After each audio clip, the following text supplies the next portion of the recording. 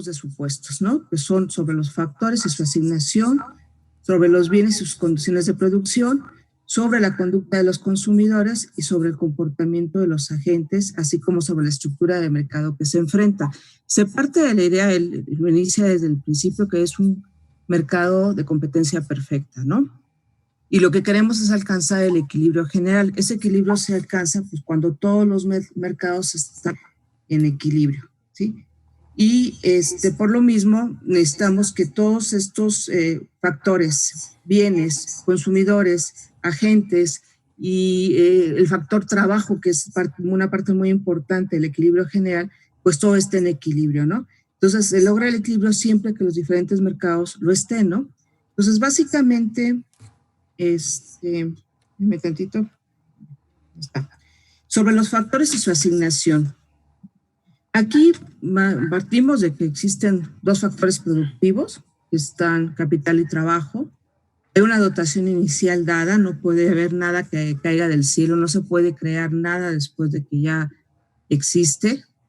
Estos factores son perfectamente homogéneos y divisibles. Este es uno de los supuestos, yo creo que más fuerte que tiene la parte de competencia perfecta y el modelo neoclásico, porque no permite diferenciar entre calidades, ni especificidades, ni cualidades, ni del trabajo, ni del capital. Entonces no admite, por ejemplo, que haya trabajo calificado y no calificado. No admite que haya diferentes tipos, por ejemplo, de capital, que puede ser capital una máquina, puede ser dinero, puede ser un instrumento, puede ser a lo mejor catalogado como una materia prima, ¿no? Entonces, para el supuesto neoclásico solamente existen dos factores productivos que son homogéneos, o sea la industria para producir el bien X, sea la industria para producir el bien Y, todos los factores van a ser los mismos y de la misma calidad para los dos tipos de bienes. A la vez, dice que son perfectamente divisibles. Esto, como lo veremos más adelante, pues permite estar en isocuantas, en rectas no rectas, en curvas de isocuantas perfectamente continuas y convexas, ¿no? Sobre todo continuas, o sea, no permite, por ejemplo, que exista un punto por acá, ¿no? Que exista una sola técnica exclusiva para producir un solo tipo de bien. Existe una infinidad de técnicas a lo largo de toda la isocuanta donde se puede producir una cantidad específica, por ejemplo, 10 productos con diferentes combinaciones de capital y de trabajo a lo largo de cada una de ellas. Es uno de los supuestos, insisto, más fuertes que tiene el modelo neoclásico. A la vez, como lo vamos a ver más adelante, la dotación de factores dadas, la perfectamente homogeneidad y divisibilidad de dichos factores permite llevar un supuesto más fuerte, que es la información que es perfecta. Supuestamente todos los agentes conocen todas y cada una de las técnicas productivas para poder producir, y de esta manera solamente estarán restringidos por el precio de los factores, ¿no? Que es la única restricción que existe, pero si tienen suficiente capacidad económica, así como conocen perfectamente las técnicas, pues pueden elegir lo que mejor les convenga. Entonces no hay una cuestión de información, de fallas de información. A la vez, los consumidores, uno de los últimos supuestos, son propietarios de dichos factores. Esto es un poquito una implicación media política, porque de alguna manera, si los consumidores son propietarios de los factores, eso implica que no hay un grado de explotación o no hay, por ejemplo, que un trabajador o una persona pueda apropiarse del trabajo del otro. Supuestamente, si todos son propietarios, pues todos buscarán el beneficio común, pero este es un rollo mío, no se lo vayan a echar al profesor Capdeville. Bueno, sobre el otro punto, sobre los bienes y sus condiciones de producción, los supuestos se van a englobar en que se producen únicamente dos tipos de bienes, el bien X y el bien Y. La tecnología está dada y queda representada por las isocuantas, lo que les decía, hay factores productivos, las isocuantas representan las diferentes combinaciones de capital y trabajo, y a lo largo de cada una de ellas se va a producir una determinada tipo de tecnología y todo el mundo la conoce, ¿no? Pongo aquí que debido a este supuesto, junto con la homogeneidad y la sustituibilidad de factores, se llega a la existencia de una multiplicidad de técnicas productivas. O sea, no existe una técnica productiva según este análisis económico, para una sola técnica para producir un solo bien, sino existe una cantidad infinita de técnicas. Las isocuantas son continuas, convexas, lo que provoca que la tasa marginal de sustitución técnica sea decreciente, ¿no? En este sentido, por ejemplo, si nosotros tenemos una isocuanta de este tipo, decreciente, convexa, continua, significa que cada vez me cuesta más, o sea, puedo sustituir un factor por otro, puedo pasar de, espérame un tantito.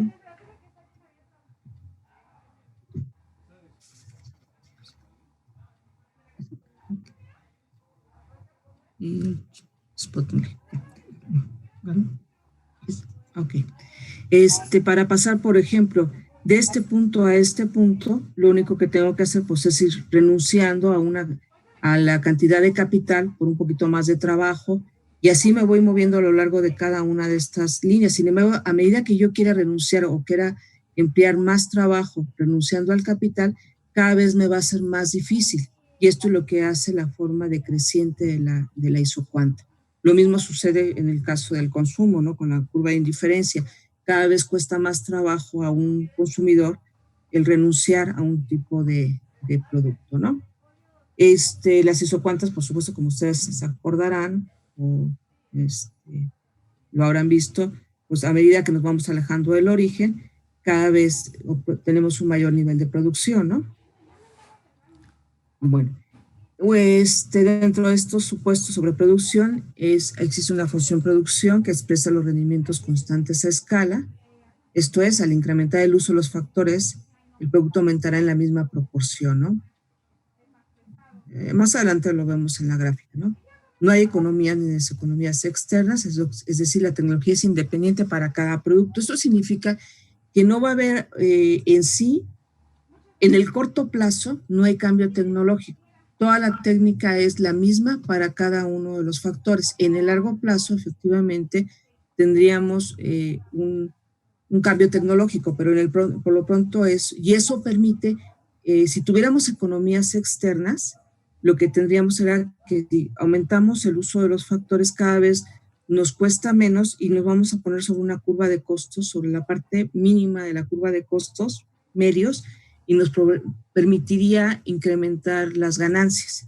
Entonces, esto lo que impide es que tengamos ganancias extraordinarias. No sé si se acuerden que en el modelo competitivo todos los beneficios son normales, no existen beneficios extraordinarios. Entonces, este es un supuesto también de los más fuertes que tiene la teoría microeconómica, ¿no? Luego tenemos sobre la conducta de los consumidores, ¿no? Existen dos consumidores, lo que puso él en el examen, el A y el B. Sus preferencias están dadas y están representadas en mapas de indiferencia. Igual que en el caso de las isocuantas, son continuas y convexas, por lo que la tasa marginal de sustitución de los dos bienes es decreciente. Las elecciones de los consumidores son independientes, esto es, los patrones de consumo del consumidor A no van a poder influenciar a los del B, ni tampoco van a ser influenciados por los de B. Cada consumidor elige lo que quiere de acuerdo a sus propias preferencias y sobre todo también al nivel de ingresos y sobre todo los precios de los bienes, ¿no? No hay factores externos que condicionen la elección del consumo, como publicidad, políticas gubernamentales, y todos los ingresos se gastan en el periodo, ¿sí? Nunca va a existir ahorro, es un modelo de corto plazo, ¿no? Si hubiera ahorro, podría ser que se invirtiera más a lo mejor en nuevo capital y a lo mejor generar una nueva maquinaria que provocaría a su vez un cambio tecnológico, ¿no? Entonces se supone que estamos en corto plazo, entonces todo lo que se tiene se gasta, no permite la acumulación, por decir de alguna manera, ¿no? El mapa de indiferencia, pues igual que en el anterior, ¿no? Son las diferentes combinaciones de los dos tipos de bienes que representan a lo largo de cada una de ellas un nivel de satisfacción determinado. Les decía, era una tasa marginal de sustitución XY de tipo decreciente, por lo que es cada vez más difícil sustituir un bien por otro. O sea, si pasamos de este punto a aquí están mal mis proporciones, ¿no? Pero supuestamente si pasamos de este punto a en un principio va a ser más fácil, pero si quisiéramos aumentar en la misma proporción la cantidad del bien X, cada vez tenemos que renunciar más al consumo del bien Y, ¿sí? Bueno, ¿dudas? ¿Todo bien? Sí, todo bien, todo bien. Ok, bueno, sigo. Sobre el comportamiento de los agentes. Bueno, tenemos el objetivo del consumidor es maximizar su utilidad y esto va a estar restringido por el nivel de ingresos. En pocas palabras, no sé si se acuerdan que, por ejemplo, para obtener el ingreso teníamos que multiplicar el precio por la cantidad. ¿Sí se acuerdan? X por X.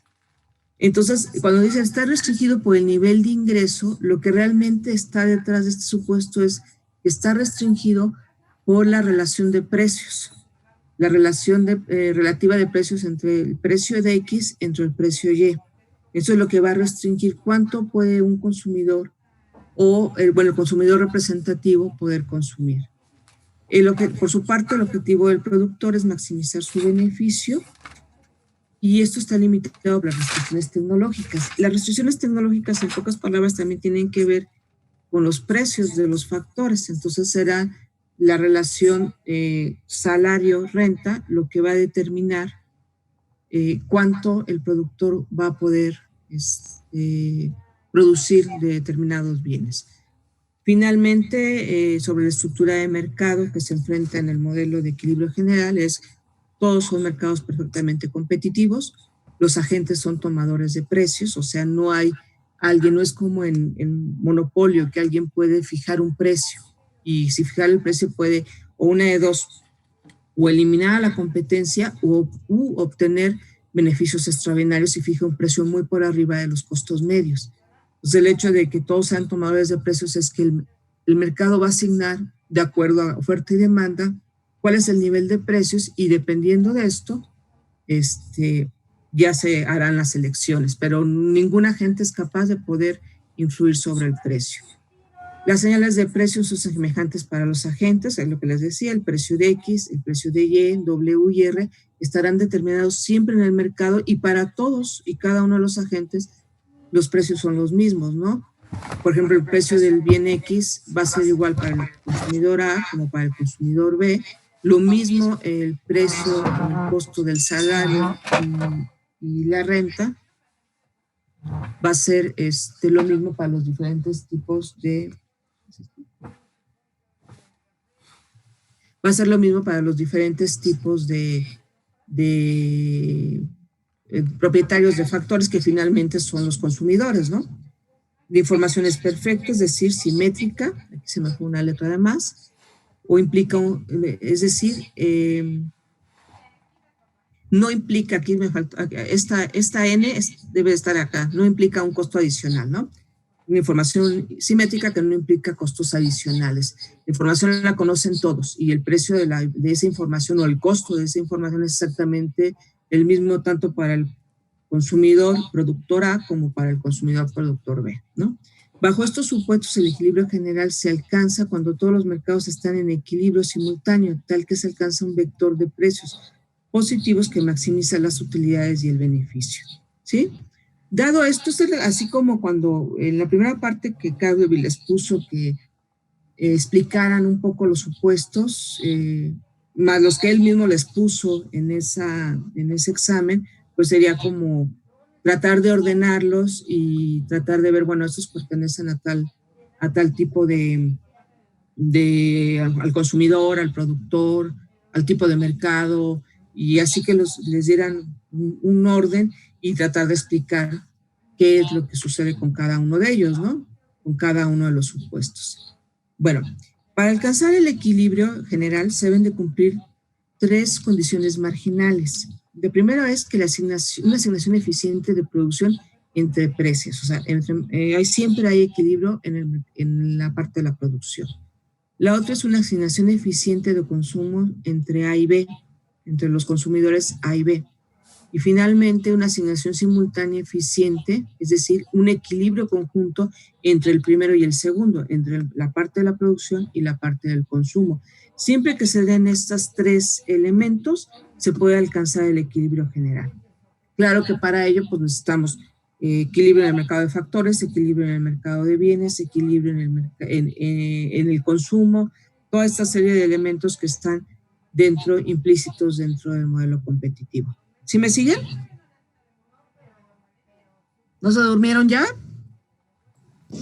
No, Yo no. estamos. Bueno, entonces sí. Bueno, pues en la parte intermedia, por decir, del examen, después de que pone los supuestos, él plantea varias cosas, ¿no? Grafique el equilibrio del consumo, grafique con la caja de Edward, ¿no? Grafique lo de la producción y así varios elementos, luego los dos juntos, ¿no? Entonces, aquí es donde yo hasta donde yo me quedé, bueno, terminé de verlo a la parte de los dos, la parte del consumo, y simultáneamente con la parte de la producción, y ahí es donde ya no me dio tiempo de terminar, pero bueno, básicamente en la parte del equilibrio en el consumo, pues partimos del hecho del mapa de indiferencia, que como saben, pues es una combinación de bienes que representan el mismo nivel de satisfacción. Lo que les decía hace rato, la tasa marginal de sustitución entre X y Y es decreciente. Y esto se va a cumplir siempre que la relación de precios sea igual a las utilidades marginales. En ese punto, la relación de precios está dado por esta recta, que es la recta presupuestaria, ¿no? Esta, si se fijan, es una recta dependiente negativa, es una línea, por eso es que la relación queda de este tipo, es una cuestión lineal, ¿no? Es en cuánto varía el precio de X con relación al precio de Y, y eso, cuando se iguale a lo que, a la utilidad marginal que me representa el bien X con relación al bien Y, es cuando voy a obtener el punto de equilibrio. Entonces, en este punto, si bien yo puedo consumir a lo largo de toda esta curva de indiferencia, el nivel de equilibrio me lo va a dar cuando esta utilidad marginal, o sea, la pendiente de la curva de indiferencia, se iguala exactamente a la relación de precios, ese me va a decir el punto de equilibrio. Yo quisiera consumir a lo mejor en la siguiente curva de indiferencia, pero dado mi nivel de ingresos y la cantidad de precio y el precio en sí, yo no puedo alcanzar este punto, entonces me tengo que limitar a una curva de indiferencia inferior. También, si yo quisiera consumir en un punto por abajo, pues sería ineficiente mi elección porque dado mi nivel de ingresos y dado los precios, yo tendría la capacidad de consumir un poco más. En lugar de consumir a lo mejor 5, puedo consumir 10. No puedo, dado mi nivel de ingresos, no puedo llegar a consumir 30, pero bueno, el hecho es que el equilibrio siempre me lo va a dar el punto en el cual la pendiente de la recta presupuestal, que viene siendo la relación de precios, se iguala exactamente a la razón de las utilidades marginales del bien X y el bien Y, y esa relación de utilidades marginales pues es igual a la tasa marginal de sustitución. Entonces ese es el punto de equilibrio fundamental que tiene el consumidor. Ahora, esto estamos viendo el consumidor, por ejemplo, del consumidor A, ¿no? Si nosotros quisiéramos ver los dos consumidores de manera conjunta, pues tendríamos que tener un mapa contrario. Entonces se supondría que aquí vendría otra línea, ¿no? Con otras curvas de indiferencia, y obtenemos esto, ¿no? Entonces, supuestamente aquí tenemos al consumidor A, que sería esta parte, que sería ¿no? Y si pusiéramos al bien Y y volteáramos, tendríamos lo que es el consumidor B. Entonces, ahora sí, todas las curvas rojas, pues son las curvas de indiferencia del consumidor A. A medida que yo me aleje del origen, el consumidor va a obtener mayor satisfacción. Y por otra parte tengo al consumidor B, ¿no? Entonces todas las curvas azules corresponden al consumidor B. Por supuesto a él le gustaría consumir en este punto, pero a lo mejor a no le conviene, ¿no? Entonces lo que se trata es, los puntos de tangencia de las dos curvas se van marcando y se hace lo que es la curva de contrato, uniendo todos los puntos de tangencia que sean los niveles de equilibrio. Supuestamente por este punto podría haber, a ver si puedo pintarlo. ¿Cuál es? Es esto. Por ejemplo, por este punto yo podría marcar una recta, ¿no? De una relación de precios. Finalmente, la relación de precios para los dos es el mismo.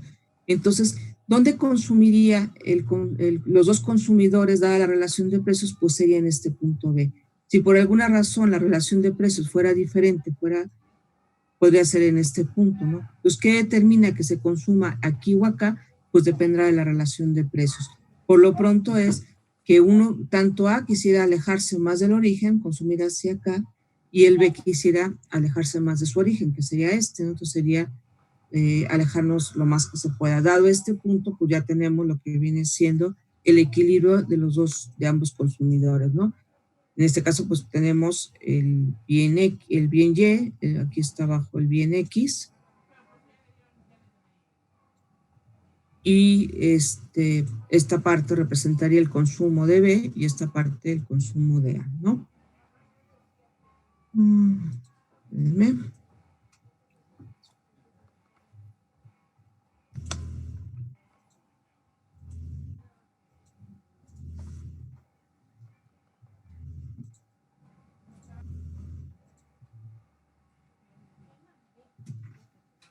Espérame tantito.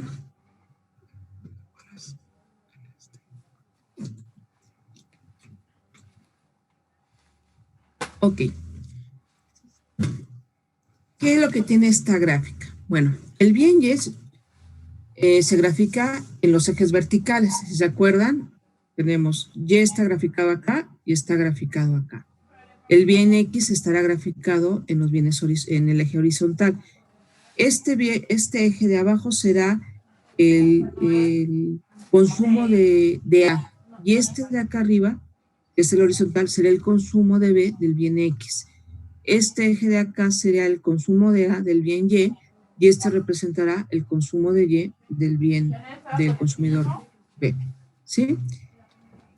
Sobre la curva de contrato se encuentran las mejores asignaciones, las asignaciones más eficientes. En cada punto sobre la curva de contrato se cumple que las tasas marginales de sustitución de A se igualan a las de B y esto se iguala a la relación de precios. Si la tasa marginal de A es igual a la de B, significa que la relación de las utilidades marginales del bien X de A con respecto a Y del bien A se van a igualar a las utilidades marginales del consumidor B.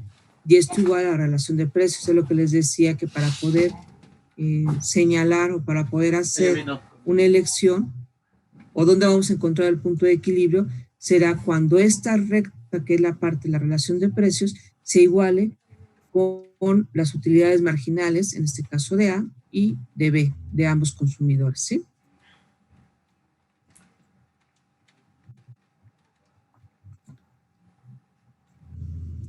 Bueno, entonces así las precisiones. La otra es que se establece el equilibrio, en ese equilibrio que les indico, indica que la oferta de bienes de X y Y va a ser exactamente igual a la demanda de los bienes, tanto del consumidor A como del B, y se van a igualar,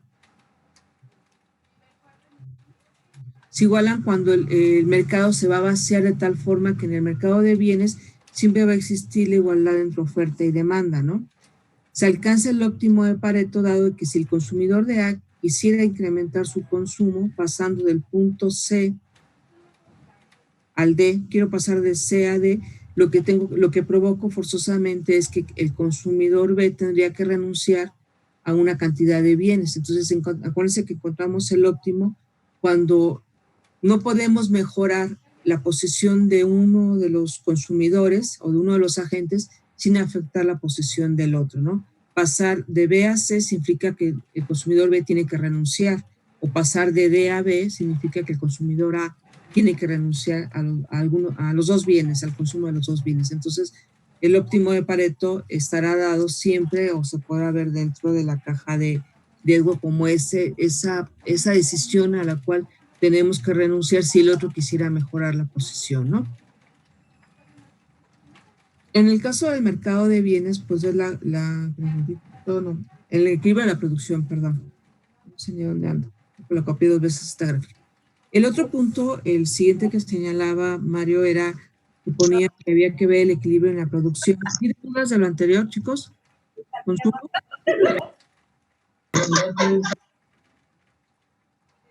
No oigo. ¿También? ¿Por qué no sé por qué salió la pregunta? Profesora, ¿Qué pasó? ¿el óptimo de Pareto se encuentra en el punto E?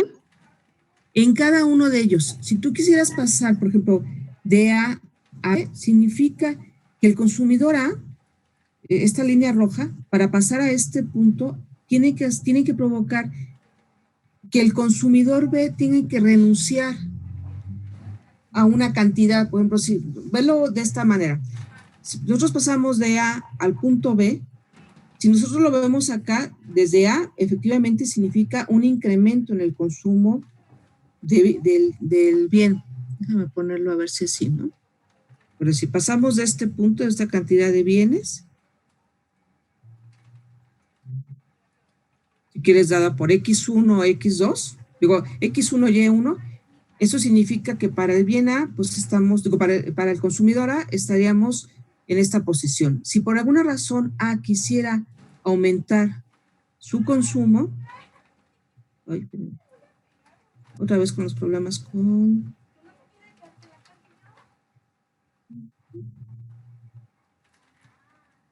Espérame tantito. Resulta que A quiere aumentar el consumo de los dos bienes. Efectivamente implica que si pasamos, por ejemplo, aquí está X1, pasamos a X2, aumentó el consumo de A. A la vez de Y1 pasamos a Y2. El consumidor A ganó, pero resulta que en esa situación el consumidor B dejó de consumir, porque inicialmente el consumidor B estaba, a ver cómo está, ahí está. El consumidor B consumía todo esto del bien X, ¿sí? Mientras que A consumía de aquí a acá, B consumía de aquí hasta acá del bien X. Y del bien Y consumía toda esta parte. De aquí a acá. Como ahora A resulta que quiso incrementar su consumo y si B se deja, significaría que ahora B, el consumidor B, ahora no consumiría todo de aquí hasta acá, sino consumiría de aquí a acá. Si te fijas, hay una reducción de toda esta proporción, ¿sí? De toda esta parte. Esto sería toda la parte que el consumidor B tiene que renunciar del bien X. Y del bien Y sería igual. Si nosotros planteamos esto, si originalmente estaba B consumiendo en A, antes consumía toda esta sección de este origen hasta acá, de lo que viene siendo el bien Y. Pero ahora resulta que como el otro consumidor aumentó su consumo, pues ahora resulta que reduce la cantidad de consumo hasta este punto.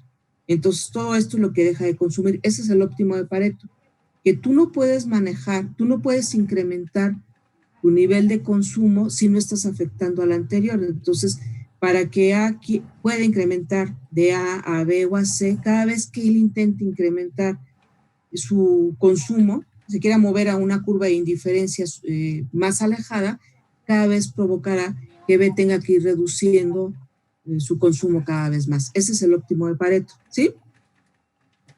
¿Sí te quedó? Profesora, a ver, o sea que básicamente lo que nos acaba de decir es que de alguna manera para que B pueda seguir como avanzando o desplazándose, tiene como que ir dejando atrás, como renunciando a lo que ya tenía para poder seguir moviendo, ¿sí? O sea, seguir como abarcando más. Más bien es, si A quisiera mejorar, va a perjudicar a B. Ahora sí, no es una elección de B en sí, ¿no? Acuérdate que partimos de la idea de que todos los bienes son escasos, ¿no? Factores y bienes son escasos, están limitados. Entonces, no tenemos la capacidad ni de producir todo lo que queramos ni de consumirlos. Entonces, como los bienes son escasos y existe un número ilimitado de agentes, de consumidores, entonces no podemos aumentar nuestro consumo sin afectar a otra persona. Eso es lo que está en sí. Entonces, por ejemplo, aquí es A quiere pasar de esta curva de indiferencia roja a la siguiente para aumentar su consumo. Efectivamente, A aumenta de este punto, de este segmento, aumenta hasta acá. Y también aumenta de aquí este punto hasta este. Pero eso provocó la reducción en el consumo de B de todos estos puntos. Es lo que les digo. En el caso de la caja de Woodson, lo que es un poquito complicado es que es muy fácil ver el movimiento de A, ¿no? Porque lo estamos viendo como estamos acostumbrados a nosotros a manejar los ejes, ¿no? Y en el caso de B, lo tenemos, pues tenemos que voltear, es toda una caja volteada, los ejes están volteados y lo tenemos que ver, pues desde este punto hacia acá, significa que para B, el punto de mayor satisfacción es el A, ¿no? Mientras que para A, el nivel de mayor satisfacción es el E. Entonces, partiendo del origen de B, el hecho de que A quiera pasar de A a B, significa que B tendría que renunciar al consumo de los bienes porque los bienes son escasos. ¿Sí? ¿Sí me entendiste? Sí, ya me quedó más claro. Gracias. Okay. Bueno, profesora, yo no, o sea, si según en el óptimo de Pareto no debe de afectar a uno, entonces estaría afectando a B. ¿Cómo es que todos esos puntos son óptimos? No, al contrario. El óptimo de Pareto dice que no puedes mejorar si no afectas al otro. ¿Sí? El equilibrio estaría dado en el punto en el cual, por decir, este sería, ¿no? Donde está la relación de precios, el precio de X entre el precio de Y se iguala a las utilidades marginales, bueno, las tasas marginales de sustitución. Este sería el punto. Pero si por alguna razón, o sea, el nivel de equilibrio no lo vas a determinar tú o yo porque me guste, ¿no? Sino estará dado por esta relación de precios.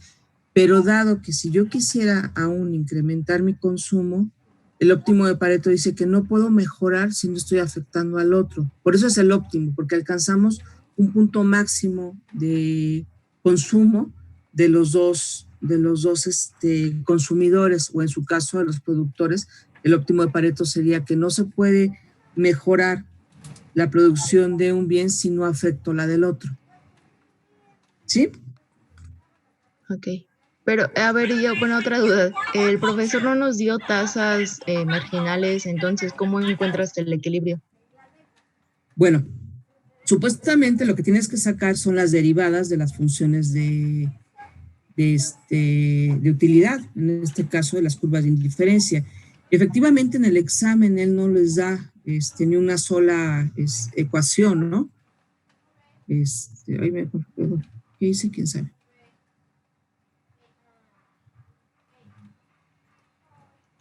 Esta manera de poderlo calcular nosotros sería, en todo el examen no existe una sola función. Si nosotros conociéramos las funciones de utilidad de los dos bienes, o sea, si conociéramos, ¿dónde están las isocuantas? Esto, no. Ya me hice de bolas. ¿Dónde ando? El mapa de indiferencias. Si nosotros conociéramos la función de utilidad o la función de la curva de indiferencia, si derivamos esa función y sacamos la derivada de la relación de precios, o sea, de esta recta, en ese punto es el punto de maximización.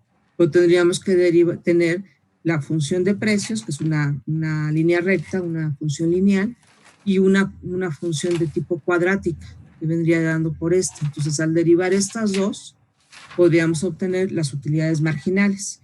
Y dado las utilidades marginales del bien X entre la utilidad marginal de Y, o sea, sería derivar las derivadas parciales de X con respecto a Y la pendiente de la curva de la recta de presupuesto, obtendríamos el mapa de indiferencia. Mario lo que tiene que generalmente él no da las funciones, muy buen matemático, pero él no da generalmente la deducción matemática. Pero trátenlo de pensar cómo ustedes podrían encontrar ese equilibrio simplemente pensando en que tendría que sacar la derivada de estas curvas.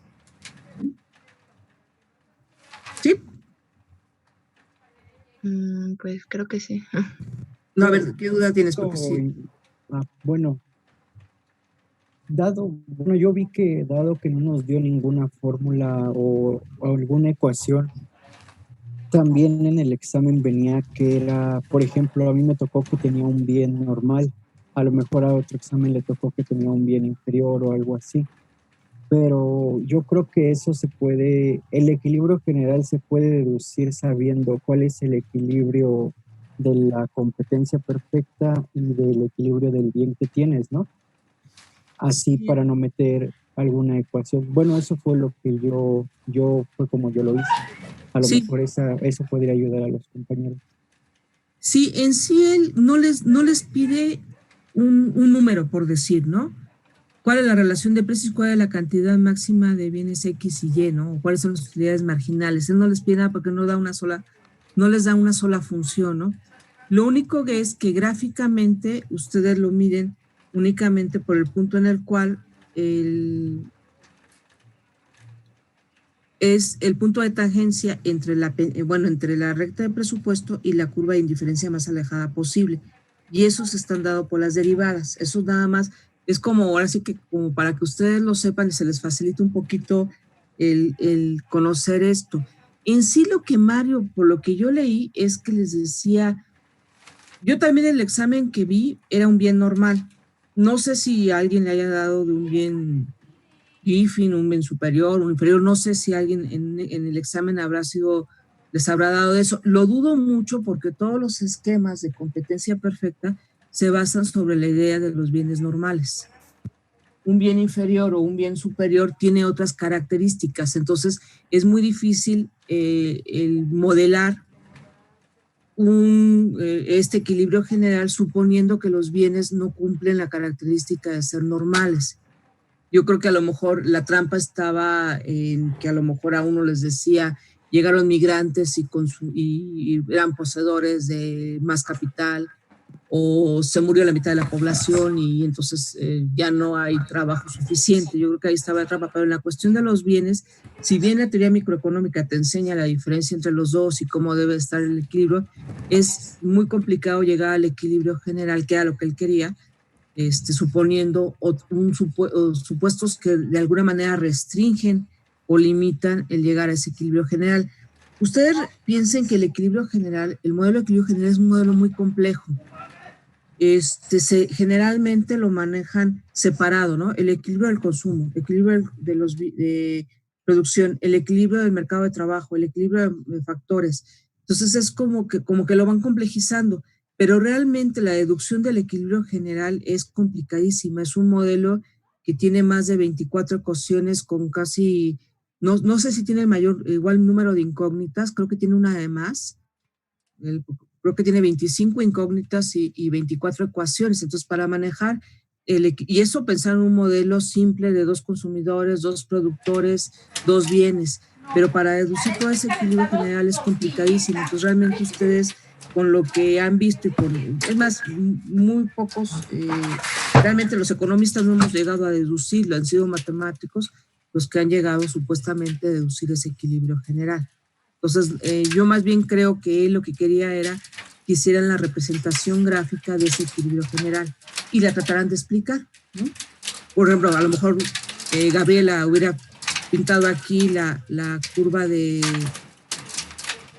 la relación de precios, ¿no? Y a lo mejor Edwin la hubiera pintado aquí, ¿no? O a lo mejor Ariel, el alumno consentido Ariel lo hubiera pintado acá, ¿no? Entonces, esas son las diferencias entre un examen y otro, ¿no?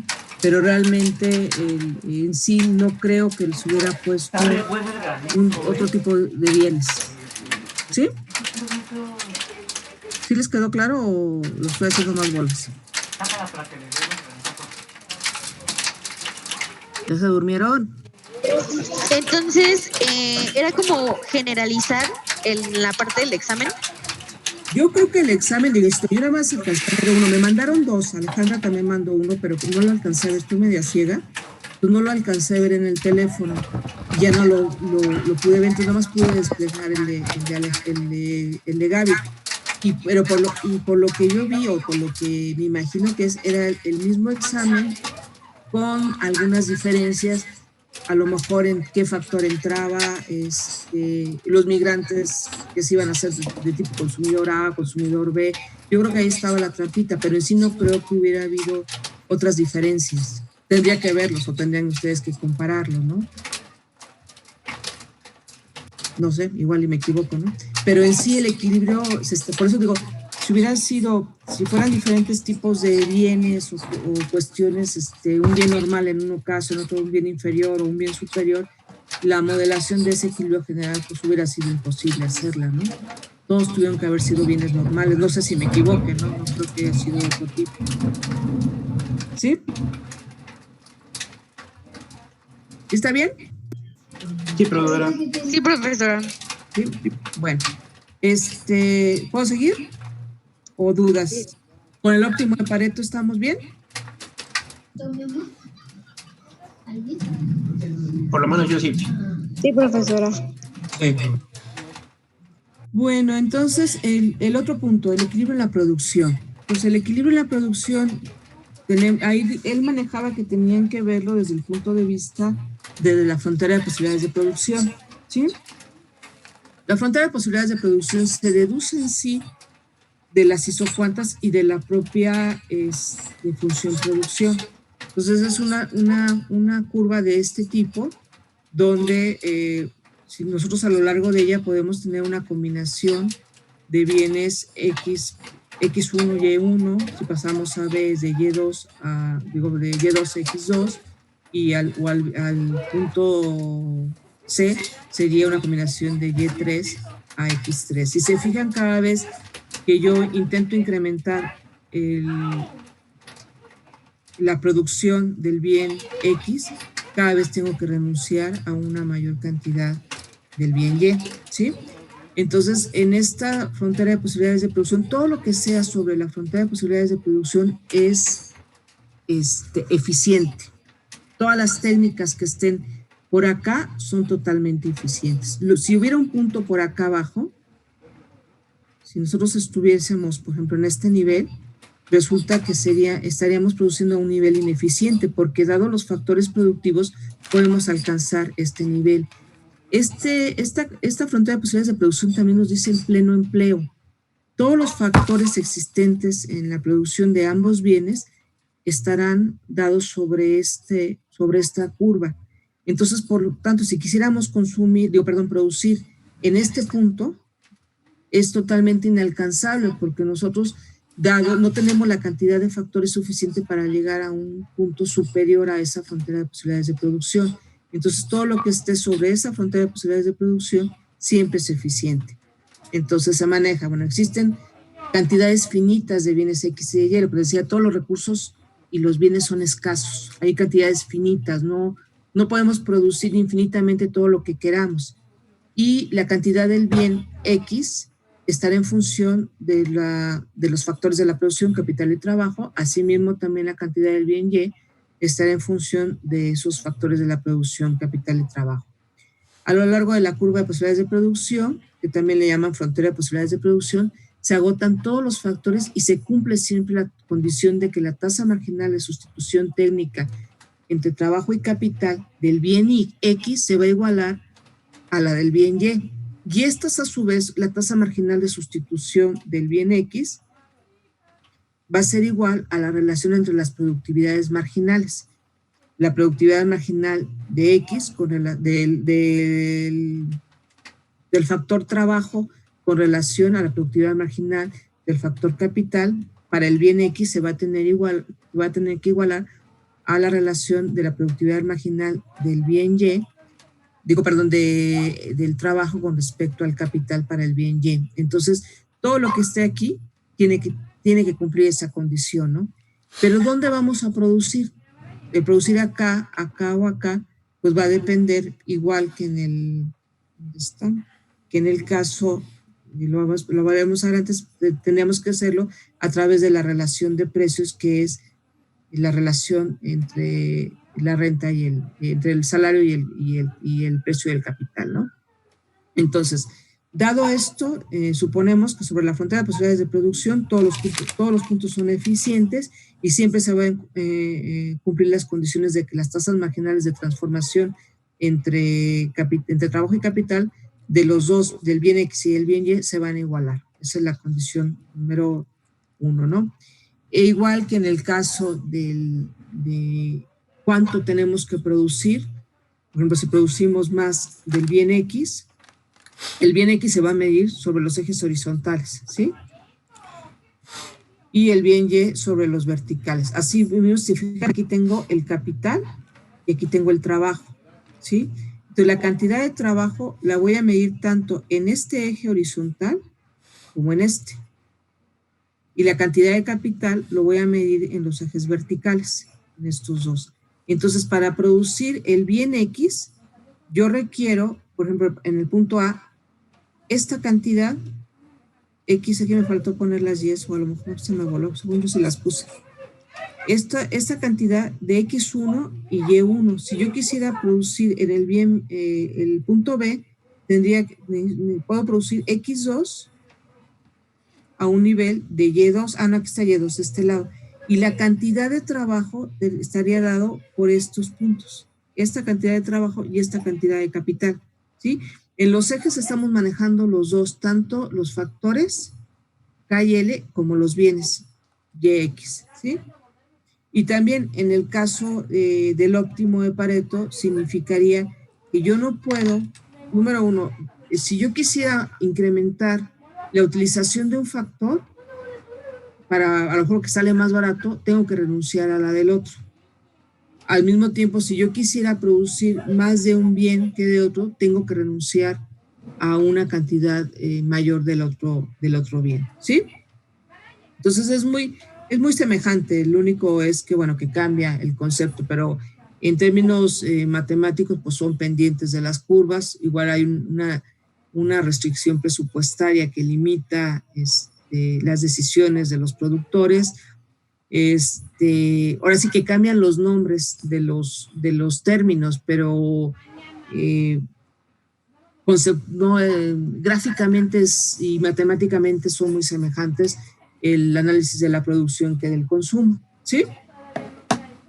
Entonces, bueno, sobre la gráfica, los puntos A, B y C son una asignación eficiente de factores para producir Y y X.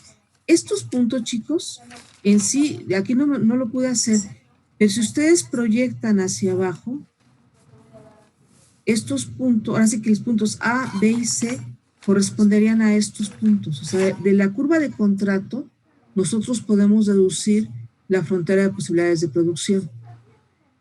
Les voy a mandar, no ahorita, no les prometo ahorita, pero les voy a hacer en otro programa, que no me cabían los ejes.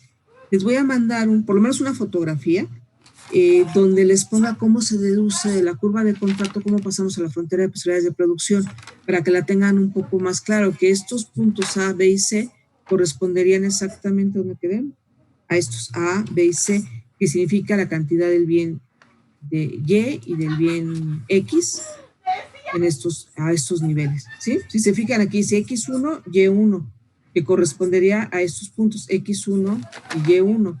Si pasáramos al punto B, sería X2, Y2, que serían Y2, X2. O sea, cada uno de estos puntos se deducen de esta curva de contrato, ¿sí? Que creo que en parte, él les pedía una explicación un poquito más complicada, pero que decía que se dedujera la curva, más adelante, de la curva de indiferencia, no, la frontera de posibilidades de utilidad, algo así le llama, que la dedujeran a partir de la caja de Edwood, creo. Es muy semejante, lo único que, bueno, lo hago en lápiz, bueno, en colores, le tomo una fotografía y se los envío a algunos de ustedes, o a todos ahorita en el correo se los puedo enviar, ¿sí? Para que vean esa deducción, cómo es que de este punto, de la curva de contrato, podemos pasar a esta frontera de posibilidades de producción. Y a la vez, esto nos permite tener las coordenadas también para lo que viene siendo la función producción, que viene siendo estas, Estas son funciones de producción, esta es la función de producción de X y esta es la función de producción de Y. Entonces se pueden deducir gráficamente, ¿sí? A partir de ahí. Entonces, ¿cuánto producir? Bueno, lo que vamos a producir va a ser cuando las productividades marginales, las productividades marginales señalan en cuánto contribuye el factor, ya sea el capital, más bien los factores capital o trabajo para producir el bien X o el bien Y. ¿Y qué establece el límite para poder producir? Pues la restricción presupuestaria que viene dada por la relación de los costos de los factores, que en este caso W es el salario y R es la renta. Entonces, cuando las productividades marginales del trabajo y del capital se igualen a esa relación de costos de factores o precio de factores W y R, es el punto donde vamos a poder producir. También, déjame tantito. Esto vendría dada por, igual que en el anterior, la relación de salarios a renta vendría dada por la pendiente de esta recta, ¿sí?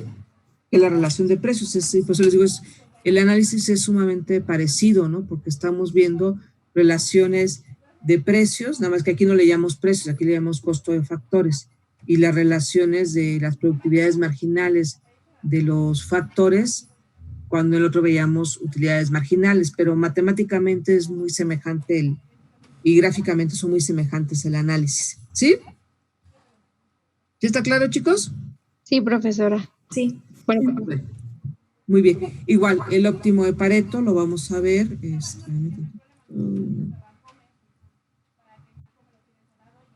El óptimo de Pareto es igual, ¿no? Si yo quiero pasar de B a C, si para producir el bien X, yo quiero pasar a esa producción. Si se fijan, estas rojas implican la producción del bien X y las azules la producción del bien Y. Se está viendo de acá hacia acá y de aquí hacia acá serían las del bien X.